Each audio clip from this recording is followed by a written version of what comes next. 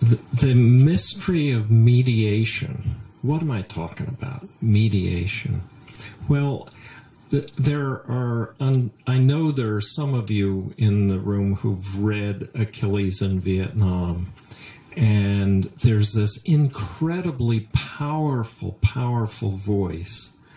A man who did 4 tours as a 101st Airborne Sergeant had a scowl that would have turned Medusa to stone. It's like somebody said to Central Casting, send us a hard-bitten, scowling sergeant. This guy personified that.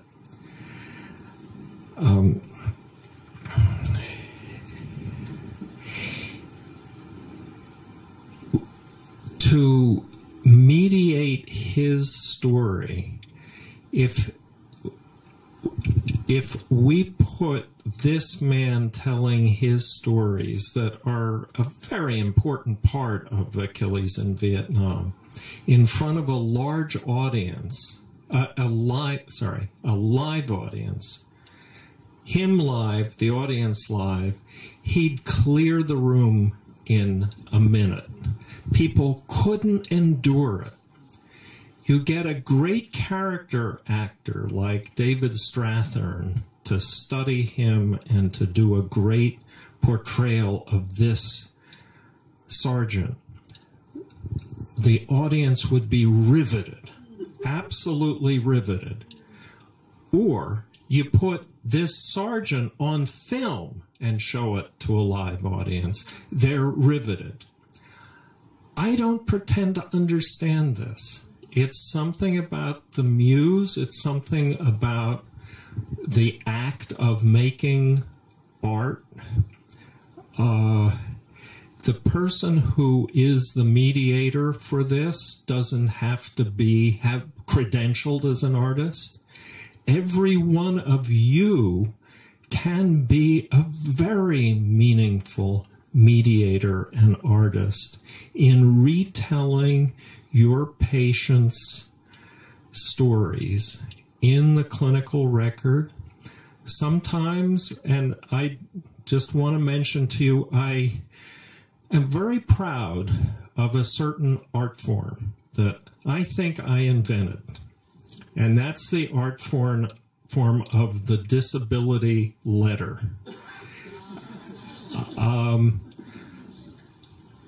In the program that I was the psychiatrist for 20 years, the same program, and I had some of the same patients for all 20 years, inevitably there was a moment when there was a question of the veteran's application for either a disability upgrade or an appeal, or you name it. You've all been there. And I would find out as best I could, usually from the veteran, who the official examiner was going to be, because they had an appointment with this person, their name and their address. And I would write a letter to this person on the basis of, it usually was about 6 hours of asking them to tell me their story and to explain what they had been through, basically however they thought was important. And I would I would never lie for a veteran. I would never make anything up, but I would use the writing techniques of a fiction writer to try to bring this scene that the veteran was painting for me to life for the reader as much as the veteran was bringing it to life for me in telling it. And with the idea that the a disability examiner assigned by the VA to respond to this claim or this appeal, what have you, would say, oh, so that's what this man went through. And it's a good metaphor for the way we mediate the veteran's experience through responding with both our heads and our hearts. We, in the little program in the VA outpatient clinic in Boston, over 20 years, in theory, we were supposed to be getting psychiatric residents, but if I recall correctly, there was only one in all 20 years. But there was a steady flow, one every 9 months, I think, of psych interns, and occasionally some other mental health disciplines. And I would always tell them, no veteran will ever trust you if you conceal yourself behind a neutral, non-reactive, quote-unquote, professional facade. If you want to weep, weep. If you want to vomit, vomit. The veterans will regard that as a sign that you are listening and that you are hearing what they're saying. Now, this, of course, cuts very severely across a lot of professional culture, a lot of your training. It cuts across many cultural patterns, and that's a real strain, and a big strain on all of you.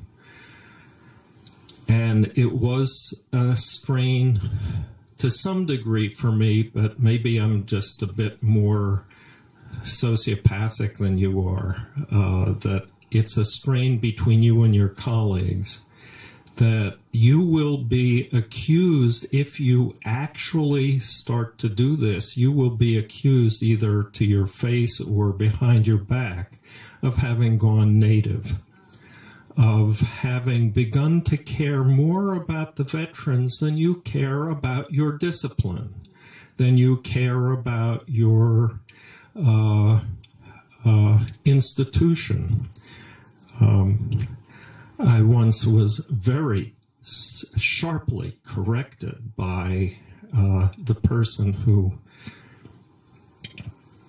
I guess I was baiting her, who was put in to head the clinic where I worked for 20 years to replace the previous person who I had as my boss, who I really loved, a Vietnam veteran Navy psychiatrist. And I made a remark that I worked for the veterans, and she said, "You work for the VA." So there will be some serious strains. It is, as Judith Herman and Mary Harvey at the Victims of Violence program in Cambridge, towering figures in the field of trauma, not very much experience with veterans, really virtually none, but boy, they sure get it right. I swear that Trauma and Recovery by Judith Herman is the best single book ever written about trauma, including my own.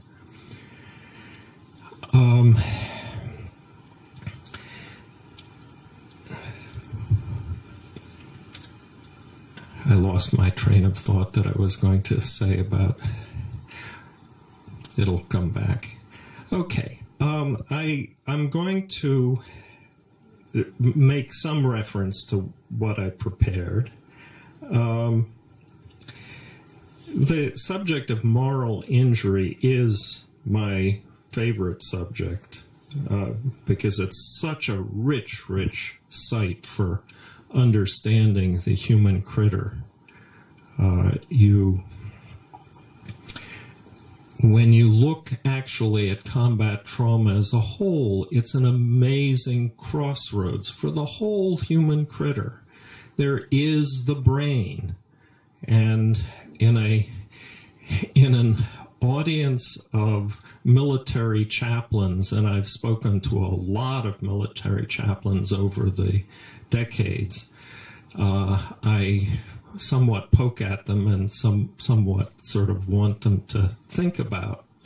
I say it's an unfathomable mystery why God created us as physical beings. We are physical beings and we're stuck with it. And we do have this physical existence. And so we do have these big, expensive brains. But we are also a mind. And also we function within a society, a social system, and we inhabit a culture. That brain, mind, society, and culture are the four avatars of the human critter. And none of these has ontologic priority. Even though I am an MD and my PhD, folks, is in neuroscience, at the bench, wet neuroscience. And I tell you that the brain is not prior to mind, society, and culture. The brain co-evolved with mind, society, and culture, and is at the same ontologic level as the brain. All four of these avatars are at the same ontologic level. And they are each other's environments. They are each other's environments with obligatory exchanges across their boundaries with each other. So a reductionist account is, to my mind, deeply bankrupt. Deeply bankrupt. And I think in the website for this conference, I also included a lovely little rant that I did at the National Academies of Sciences, mocking reductionism and also mocking I admit it. I own up to it. I do get some pleasure from kicking sacred cows. And so reductionism is one of the sacred cows, and I confess that also good psychometric properties for a measure is another sacred cow. Have a look at it. It's a fun rant. It's called The Pen and the Dollar Bill, 2 philosophic stage props. And I hope that mystification will get you curious. Okay, so as I said, moral injury is my favorite subject. My definition of moral injury, which appears in the form I'm about to lay on you in Odysseus in America, is that when 3 things are present, and it's all 3, 1, 2, 3, a betrayal of what's right, that's in the culture. That's in the code of what's praiseworthy and blameworthy. In the local culture, I don't pretend to have discovered some truth about what's right and what's wrong that was somehow written between the stars for some ethical Einstein and Newton to discover, and certainly SHAY hasn't discovered. I have no solution to the problem of the relativity of what is the code of right and wrong in different historical eras and different culture areas, local social construction of ethics. It's unfortunately simply a fact. But if there's a betrayal of what's right in the local culture, and I assure you that military formations, especially at war, create very intense cultures. Whoa, they are really intense, and they're palpable. So when there's a betrayal of what's right, number one, by someone who holds legitimate authority, that's in the social system, folks. Legitimacy and authority, sociology 1, political science 1,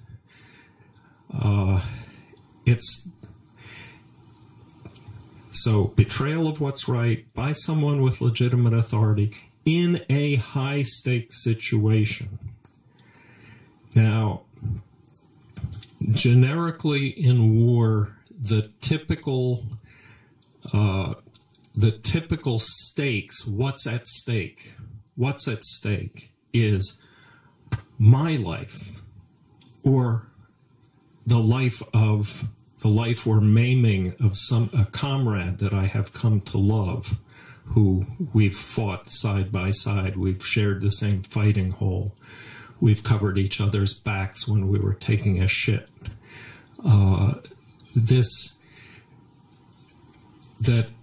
That stake is inevitably in the mind. You cannot really conceive of moral injury unless there is an acknowledgement that the stakes must have been represented in the mind of the person who was morally injured. Now, that's my 1, 2, 3, and I'm saying all three. I'm not for a moment asserting that anything outside of that description doesn't matter, but I was trying to get it clean and clear and show proper respect for the repeated patterns that I had heard from veterans, where it was leadership malpractice that had deeply been the engine of the destruction of this veteran's spirit and destruction of this veteran's capacity to trust others. So not everybody likes doing really, really unpleasant experiments, but I propose to you a thought experiment. It's ugly, but it will make the point if you choose to do it. And that is to vividly imagine for yourself a situation that fits your position in life, your aspirations, your connections in life, whatever that may be, and fits this description, a betrayal of what's right by someone who holds legitimate authority in a high-stakes situation. And if you follow that prescription for the experiment, you will find your guts churning, you will find your palms sweating, your heart beating, you will be physically in turmoil, I assure you. We're just one critter. We're brain, mind, society, and culture at every instant. And so there's that whole human critter again, and it's part of the fascination and satisfaction of doing this work. You will not only see aspects of the human critter that you would never have seen otherwise. But also it's remarkable, and I think Professor Sharon's description conveyed this, that we have the opportunity when working, especially with combat veterans, of meeting people who, their face sheet data doesn't look like much. They don't have, as Carl Jasper said, much realization in the world. Not fancy people, but very high rank in being. That's Jasper's phrase. Someone where you've gotten to know this person and you have a moment of reflection. Wow, it's really amazing knowing this person. And I know that I had that, not with everybody. That would be sentimental horseshit for me to say that. But with repeatedly, reliably, year after year, veterans coming through the program, getting to know them well, that a sense, wow, what a privilege knowing this human being. Okay, there is a burr under my saddle, and I need to own up to it. And that is that a couple colleagues at the Boston VA, one of them, unkindest cut, one of our former psych interns, Shira McEwen, and Brett Litz, who I've known for many years at the Boston VA, have started publishing work on moral injury, and they make no reference to a prior use of this term, and they use it in a slightly different way and do some interesting empirical research on it, and it's good. I'm glad they're doing that research. I really want them to say, well, this is how we explain moral injury, how we describe it, and here's how SHAY explains it. And that would be fine with me. But I don't know what's exactly at stake in their apparently kidnapping the term. I don't much believe in intellectual property, frankly. But I have to own up that I feel abraded. But their definition is very interesting, and it's about something that's real and important, and you will encounter it, or you have already encountered it. And I'm going to reformat their definition following the same rubric. A betrayal of what's right. That's in a common denominator.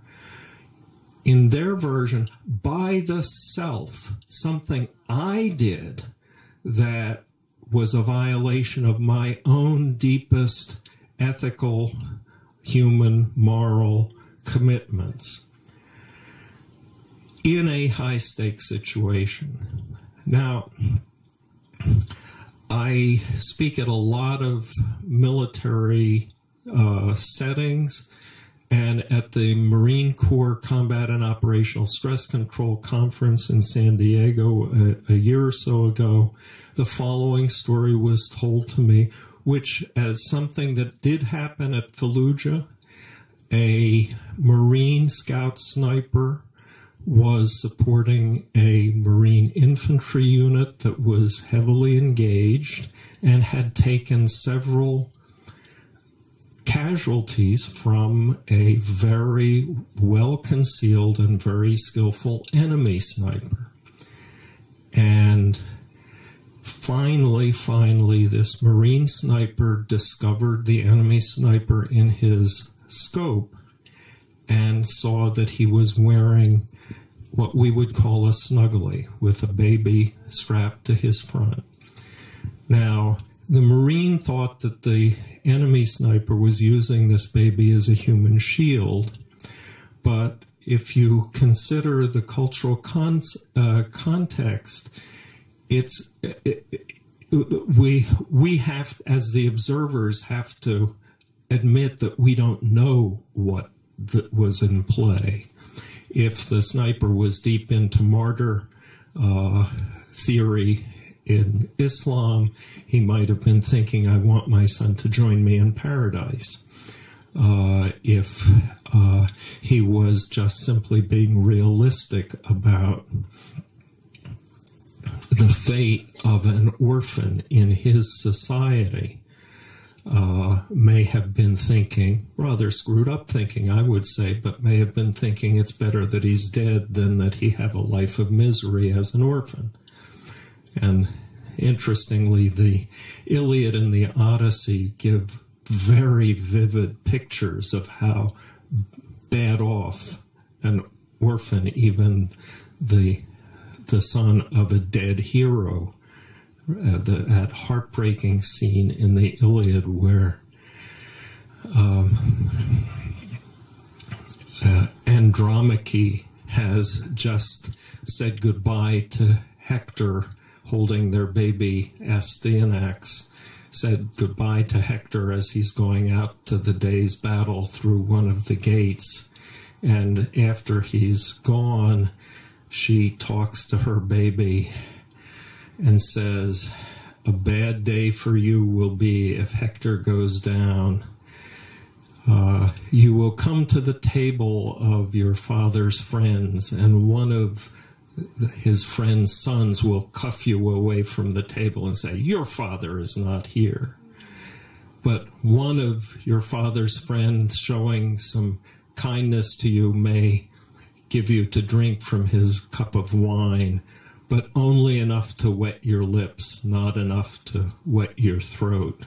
I mean, it's an absolutely crushing heartbreak in this scene. And it's a picture, probably an accurate picture, that being the child of a dead hero was worth zip, zilch, nada. Being the son of a live hero was worth a lot. But let's not sentimentalize heroic society. So the point of this anecdote, this actual event, as I was told, at Fallujah, was not what was going on in the mind of the enemy sniper. The Marine sniper understood the rules of engagement and the law of land warfare, which they are quite carefully, especially snipers, quite carefully trained in. And he understood that despite the fact that he could foresee the probability that the baby would be killed when he took the shot, that it was it was not only permissible, but as he understood his duty to his fellow Marines that he was supporting, who had taken casualties from this sniper. In any case, he understood that taking the shot was the right thing to do. And it's part of the tragedy of that particular MOS that you see the people you kill. Snipers and door gunners see the people they kill. There are many examples of foot infantry who've been through long, close fights with many enemy dead, many American dead, and yet cannot say, I killed that man. But snipers and door gunners invariably carry with them. And this Marine will carry for the rest of his life. He could see his round do its work, and undoubtedly the baby was killed. And this is a perfect example of moral injury. He was violating something deep in himself doing that. And the stakes were, of course, mortal for this baby. And It was his own violation. And this is, as you, those of you who've read Achilles and certainly also Odysseus in America, are aware that I'm sort of an unlicensed philosopher, and I really did dig into what ethical philosophers had to say about doing such terrible things as this Marine sniper did. And they, in fact, have talked about this for decades under the heading, a strange locution they call, the heading is moral luck. Really moral bad luck. They never talk about moral good luck. But Bernard Williams and Martha Nussbaum, and war produces these in abundance, where there are no good choices, where whatever course of action you take, you're going to feel like shit afterwards. And that, in my view, can only be truly prevented, decisively prevented, by ending the human practice of war, which I deeply, fervently hope for and advocate. Now, my game as a missionary to the armed forces on preventive psychiatry has been to make changes in the institutions, in their policies, practices, and cultures that would reduce and mitigate the amount of wreckage, psychological and spiritual wreckage, that we cause when we send our young people to war. And so my definition that has as sort of its centerpiece leadership malpractice, a betrayal of what's right by someone with legitimate authority, is a reflection of my desire to make things better for the good young kids who go into harm's way for our sakes. And it turns out that the average ethical performance of our leaders at all levels is very sensitive to policy, practice, and culture.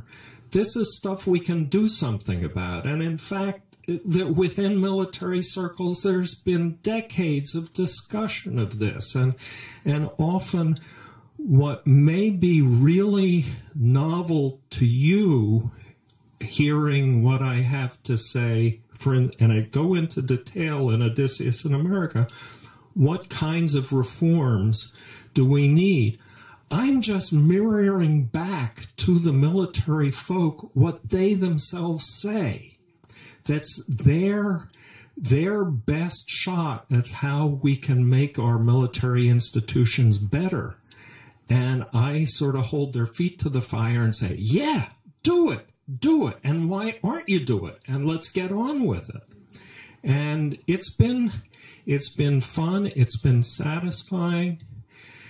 It's been astonishing to me that I've gotten as much of a hearing as I've gotten within the armed forces. I never, in the 20 and a half years I worked for the VA, took on the VA, which is probably why they left me alone. I know that I would have been out the door on my can probably quicker than I could blink if I directly took on VA policy, practice, and culture the way I have taken on Department of Defense policy, practice, and culture. Go figure. But the fact is that the VA, I don't think, really cared. Now, there is one piece that does have a clinical take-home to it. which I realize that nobody in this room is likely to be on the American Psychiatric Association's DSM-5 committee, and directly or even directly in communication with anybody who is. But you may have been aware of a recent dust-up between Vice Chief of Staff, Army Vice Chief of Staff Corelli, and the president of the APA, because Corelli wrote to the president, whose name I can't recall at this moment, saying, I wish to inform you that the use of the word disorder in post-traumatic stress disorder is actively harmful to our service members. Would you please change the term to either just post-traumatic stress or post-traumatic stress injury? And he was reporting on his culture, that he was just simply doing that. And I had actually, the day before the International Society for Traumatic Stress Studies conference opened in Baltimore a few months ago, I spoke briefly with General Corelli in Washington on my way to Baltimore. And it was very clear in his mind why he was doing this, what was at stake. And I just want to remind you that it will be useful to you in speaking with veterans that in their culture, it is entirely honorable to be injured in the service of your country. To fall ill, to get a disease, malady, disorder, sickness in the service of your country, it's not dishonorable. No. It's not dishonorable, but it is something else. It's unlucky. It's unlucky. And in that world, that is stigmatizing. Nobody wants to share a fighting hole with an unlucky soldier or Marine, or a ship's watch with an unlucky sailor or an aircraft, etc. And that's why the heavens wouldn't open. It wouldn't stop people from being psychologically hurt, deformed, disabled by having gone to war. This isn't a miracle cure, but General Corelli, testifying for his culture, is saying this would make things a little bit better for some people.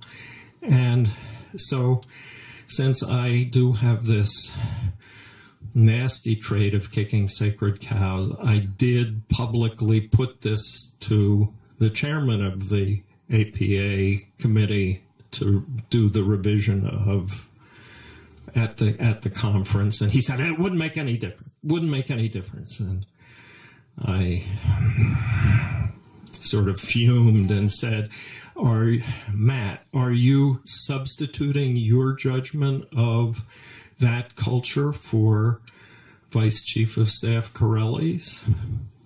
Do you really feel comfortable doing that? I don't think quick on my feet. I didn't say that. I should have. It's something I wished I had said,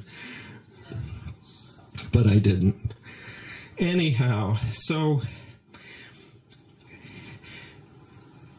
and here I'm holding this microphone, and a piece of bad stand-up is to ask you folks if your Überboss, the boss of all your bosses, Secretary of Veterans Affairs Shinseki, is suffering from missing foot disorder.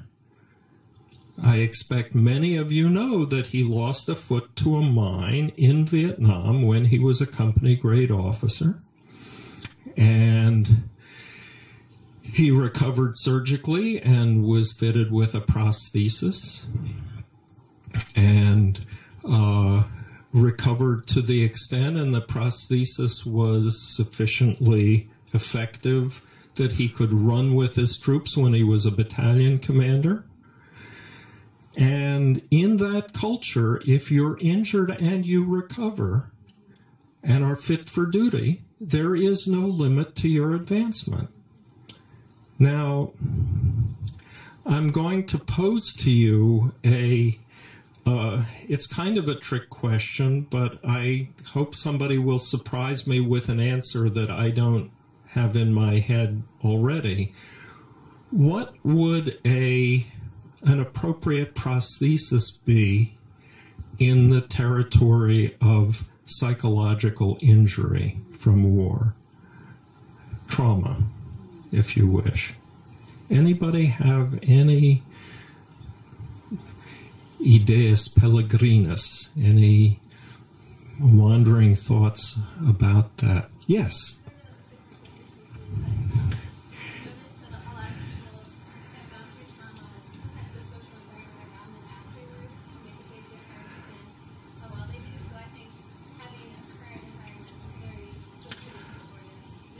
Oh, for sure. I actually thank you. That's a wonderful way of formulating a supportive social environment as a suitable and functional prosthesis. And my view is that other veterans are an essential element. The peers are irreplaceable in the recovery context of a combat veteran. This shouldn't be a mind-reading exercise. And needless to say, posing this, I have my own ideas, and it's going to lead directly to the next thing I'm going to rant about. And that is that the prosthesis would be a device. It looks like a wristwatch, but it records a week's worth of sleep data at a time, a sleep monitor.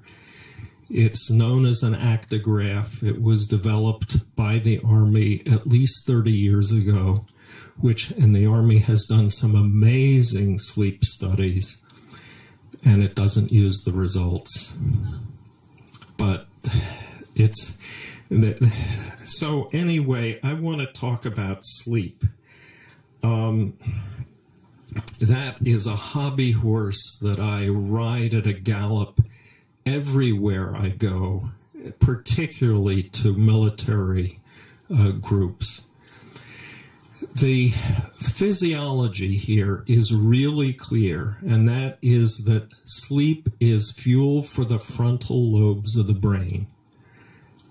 The frontal lobes of the brain need it, and every hour of sleep that is lost and foregone drains the tank a bit. It's not a cliff that you fall off of, but it's a steady draining. And if you're really out of gas in your frontal lobes, it's a disaster. It is truly and deeply a disaster. Now, what makes it a disaster? Well, for one thing, your capacity for any kind of social judgment goes completely in the toilet. You lose emotional self-restraint. You lose ethical self-restraint. I'm fond of saying that when you're out of gas in your frontal lobes, you become a moral moron. I have loved working with the veterans that I have worked with, and I have grown to love them, many of them as individuals. But I can tell you they've done some very, very ugly things to other people, and to themselves, but to other people. And I feel quite certain that many of these ugly things that they feel deep shame over what they have done to other people were largely the product of their frontal lobes being offline, because I had set this so that I would be sure there would be time for discussion.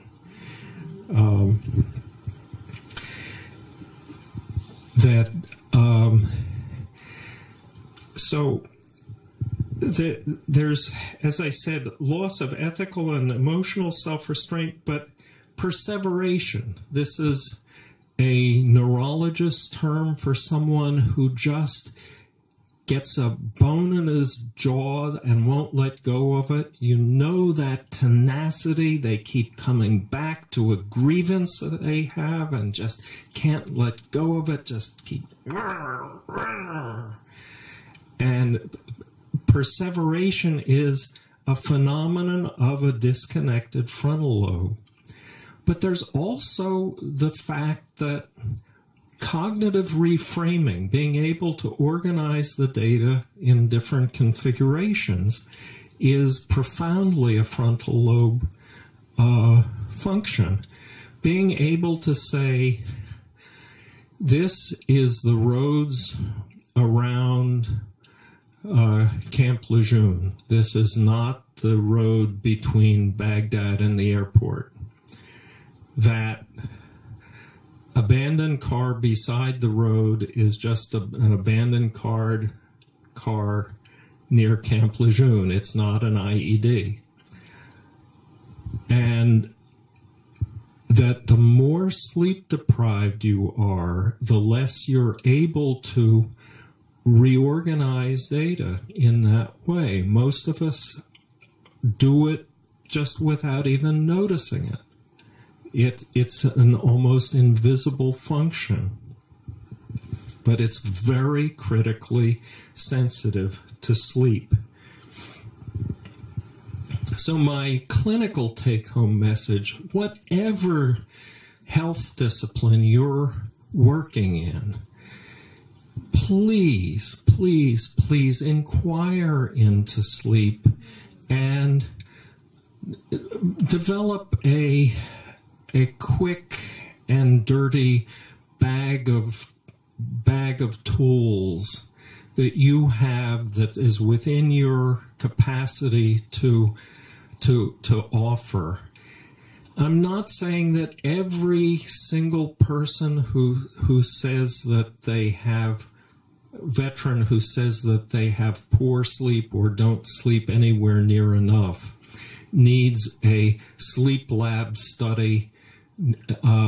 And my opium dream about this is that every single primary care physician in the VA, ideally every primary care physician in the country, every general medical officer in the military knows the basics of how to mitigate generic sleep problems in combat soldiers.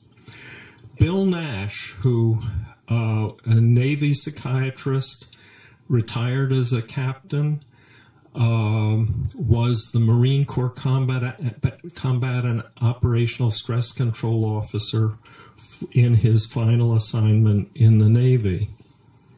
And he deployed several times to theater. And he told me that the last time he deployed, he put a jug, he said, this big, in his sea bag of Prazosin. Anyone here able to tell me what Prazosin is? You,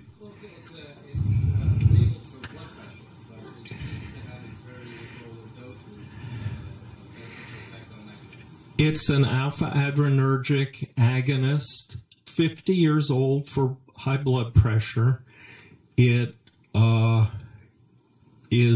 relaxes the blood vessels in the periphery of the body, lowering the blood pressure.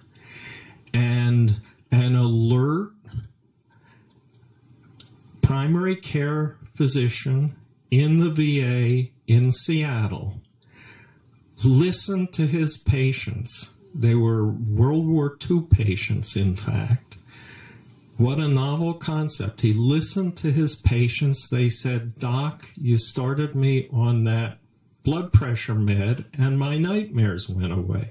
I'd been having dreams of Omaha Beach every single night, and they stopped.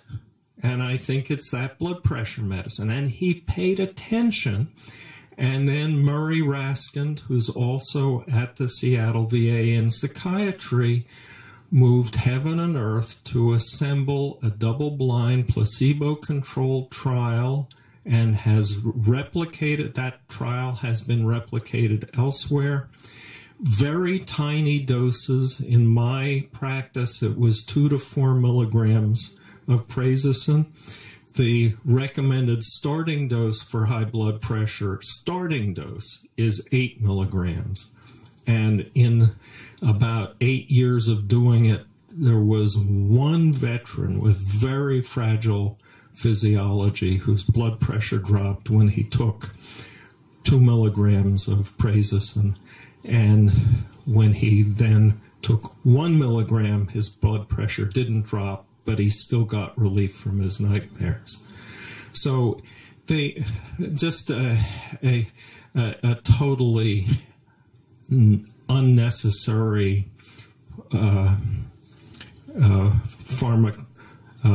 pharmaceutical chemistry note that prazosin was regarded as an inferior blood pressure med because it crosses the blood-brain barrier very readily.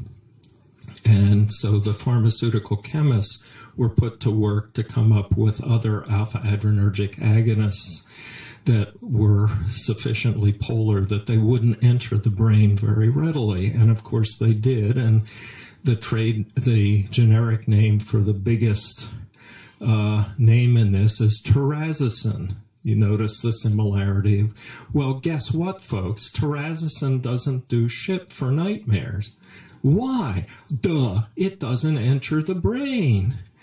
So you have this spectacle of a medicine that is long off patent and nobody is making a nickel out of it. It's available as a cheap generic. There's no detail man or attractive young woman pushing this med to VA docs. And people are, I have heard from veterans that people are prescribing terazosin to them for nightmares. Ugh, it just, never mind. I said I was going to rant and I'm going to restrain it. So, I've defined the 2 flavors of moral injury, and it's interesting that the group that defined it as something that one does oneself highlighted that moral injury of their sort destroys the capacity for trust.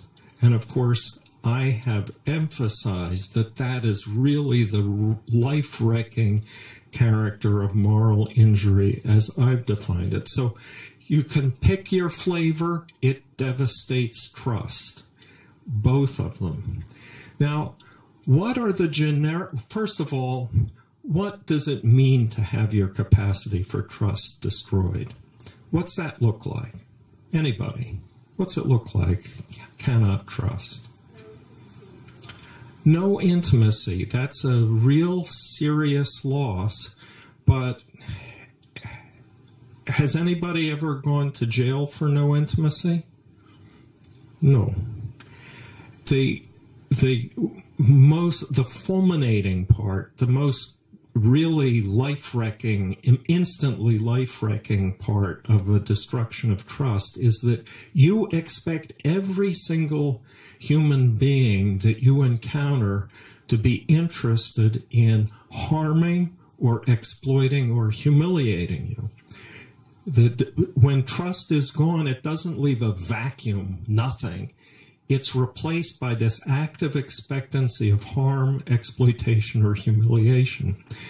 Now, a lot of people would say, oh, well, that's paranoid. Okay, but that's psychobabble. Let's stick close to the phenomenology.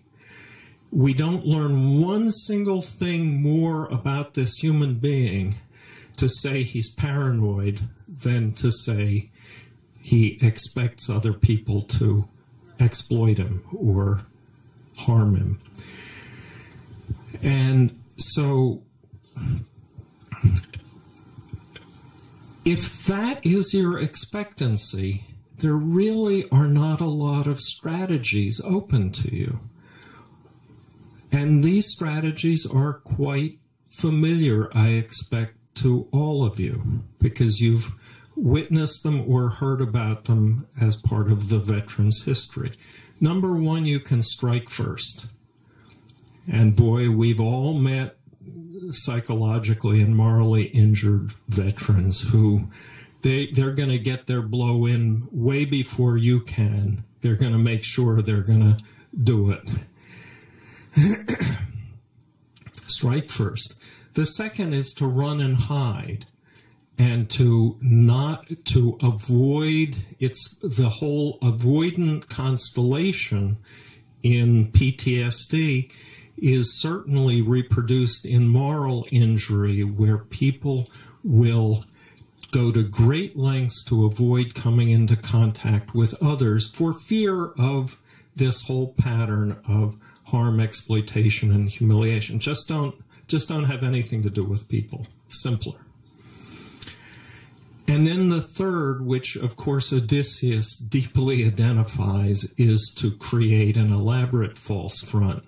Odysseus is a gifted liar, a brilliant liar, a fluent liar.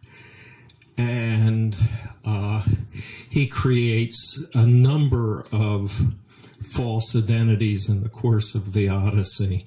And there's that wonderful scene on the beach in Ithaca. The Phaeacians have picked him up and put him down on the beach. He's sound asleep, and he wakes up and he is disoriented, doesn't know where he is. And Athena appears in the guise of a handsome young noble herdsman. And Odysseus starts telling this handsome young man this pack of lies. And after this goes on for a while, Athena just cracks up and says, "Come on, who do you think you're kidding here? Do you know who I am? I'm your tutelary deity. I know exactly who you are. I know more about you than you know about yourself." And it is one of the fundamental strategies.